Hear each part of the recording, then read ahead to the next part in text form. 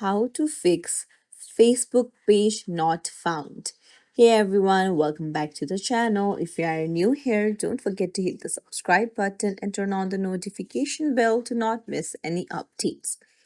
So, if your Facebook shows page not found, then there might be some technical problem. So, what you can do is just close the app and open it again. Now, to close the app, you just need to swipe from the bottom to the up and then just swipe up the Facebook and close it. Now, after you've done that, if it still doesn't work, then you might want to go to your settings and then go to General, tap on iPhone storage, and then scroll down and search for Facebook. Tap on it and then tap on Offload app.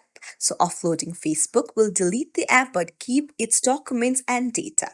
And then you'll have to reinstall it again, and it will solve all the errors and glitches and update the app to the latest version.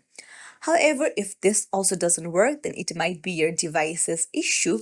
So you'll need to restart the device. You can hold down the power button and the volume down button at the same time and then restart your device.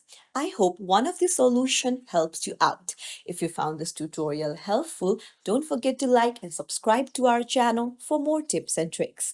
Thank you for watching.